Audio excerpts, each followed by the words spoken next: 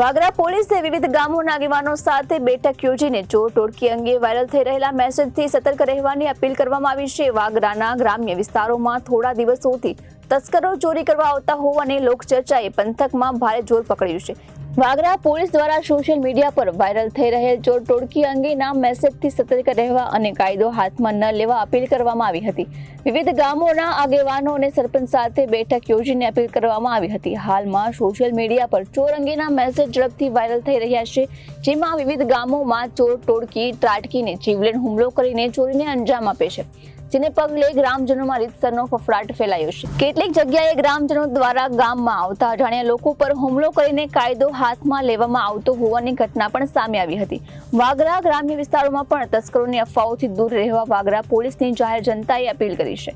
વાગરા પંથકમાં કાયદો અને વ્યવસ્થા જળવાઈ રહે અને સુલેહ શાંતિ ભંગ ન થાય તે ઉદ્દેશથી તાકેદારીના ભાગરૂપે વાગરા પોલીસ મથકમાં ઇન્ચાર્જ પીઆઈ પીઆર વાઘેલાની અધ્યક્ષતામાં પોલીસ સ્ટેશન હદ વિસ્તારમાં આવતા તાલુકાના વિવિધ ગામોના સરપંચો અને આગેવાનોની બેઠક યોજાઈ હતી। તેમને જણાવવામાં આવ્યું હતું કે કોઈ પણ શંકાસ્પદ હિલચાલ જણાય તો તાત્કાલિક પોલીસનો સંપર્ક કરવો અને કાયદો હાથમાં ન લેવા અપીલ કરવામાં આવી છે।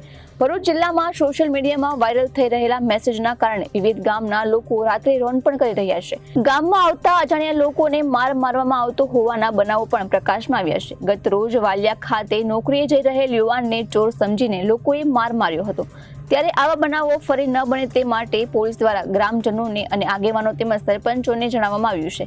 ઉક્ત બેઠકમાં વાગરા, વિલાયત, અરંગામા, સલાદરા, રહાડ, પહાજ, મુલેર, સાચણ, કલમ, પીપલિયા, ખંડાલી સહિતના ગામોના આગેવાનો તેમજ સરપંચો હાજર રહ્યા હતા। ઘણા સમયથી વાગરા પોલીસ સ્ટેશન વિસ્તારમાં જે ગ્રામ્ય વિસ્તાર આવેલા છે ત્યાં એક અફવા ફેલાયેલી છે કે કોઈ માણસો ચોરી કરવા આવે છે અને ચોરી કરી અને આમ જનતાને માર મારે છે। હું વાગરા પોલીસ દ્વારા જણાવું છું કે આવો કોઈ બનાવ બનેલ નથી, તેમજ આ તદ્દન ખોટી અફવા છે અને માણસો પોતે પોતાનું સ્વરક્ષણ કરવા હથિયાર લઈને બહાર રોડ ઉપર ફરે છે।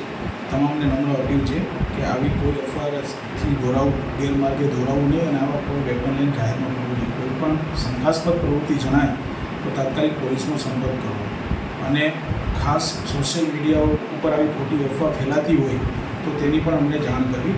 હાલ પોલીસ દ્વારા આવી ખોટી અફવા ફેલાવનાર તેમજ આવી રીતે જાહેરમાં હથિયાર લઈને ફરનાર વિરુદ્ધ કાયદેસરની કાર્યવાહી હાથ ધરવામાં આવનાર છે।